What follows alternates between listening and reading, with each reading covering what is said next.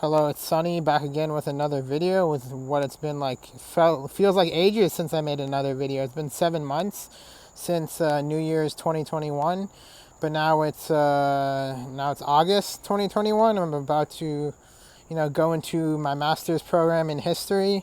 So I thought I'd share a little bit of history with you guys concerning a movement which I'm starting to support now. I don't have as much background in why I decided to support this movement. I just felt an inclination towards a party which I feel like will better represent the interests of the working class and will not be bought by corporate money like the Democrats or the Republicans. So it's a movement to start a third party in this country. It was began by I forget his name, but he was a worker for Bernie's party, and he's really been working hard over these years since around 2016, perhaps earlier, to develop this party. There was even a party convention in 2020. There were many great speakers: Marianne Williamson, Cornel West, Nina Turner, Jesse Ventura, etc. And it's really shown that there's a long tradition of not just protests but like grassroots movement in this country, which started with many parties in this country. I mean, it started really with, the Boston Massacre. I mean, that could be one of the first protests in this country. But the development of a party was par se started with the first third party. One of the first was the abolitionists, becoming a group of abolitionists who helped start the Republican Party. And this was the most significant third party, and most successful because the Republican Party was the only third party to become a major new party in this country. It became as you know, we have the Democratic Party and the Republican Party, but there was also the Socialist Party. Before the Socialist Party, there was the Bull Moose Party. The Socialist Party was the party for the New Deal that helped work alongside FDR to develop the New Deal to get us out of the Great Depression. And then there's been, as the population of the country increases, as there's been more fights for equality in the 1960s and onwards, there's been more movements to develop third parties. There are many in America. There's multiple third parties. There's the Constitution Party. There was the New Alliance Party. There are many parties, but unfortunately, none of these parties, due to the rules, how unfair the rules are, none of these parties has been able to gain a fair footing for. In order to fight to be a major new party in this country, while there's so much inequality and inequity in our country, I've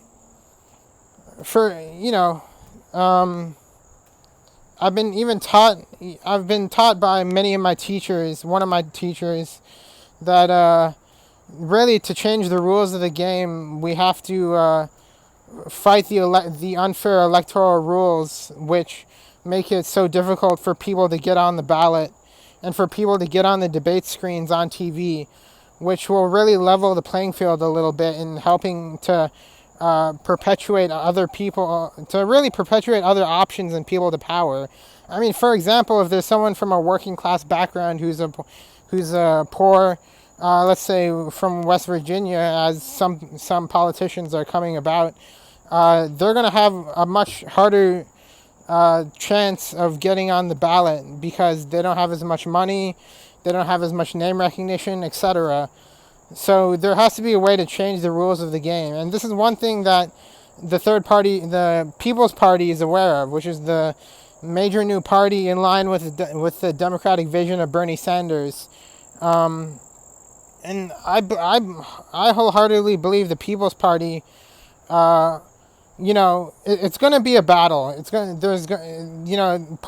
Right now the People's Party has already done some actions. They've done some actions. They've worked in coalitions with other groups.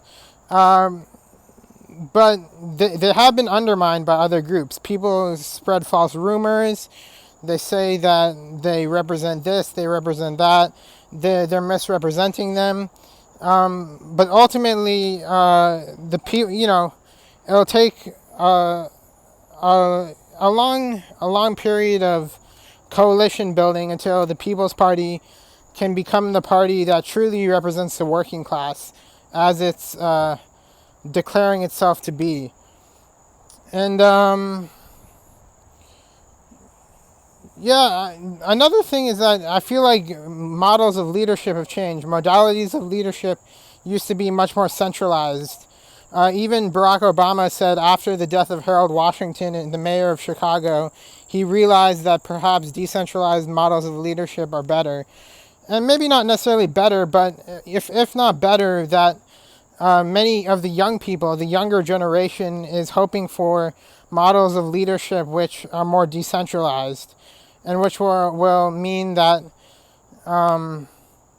there's more multiplicity of approaches people can take to solving problems, and we don't just have to rely on one leader who, if they decide to change trajectory, it could mean the death of a movement.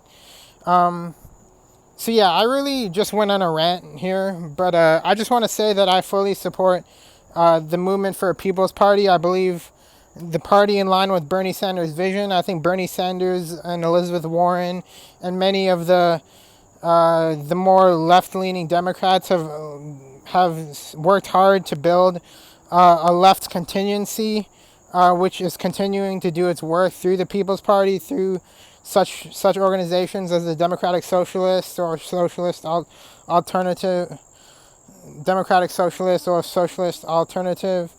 I forget the name.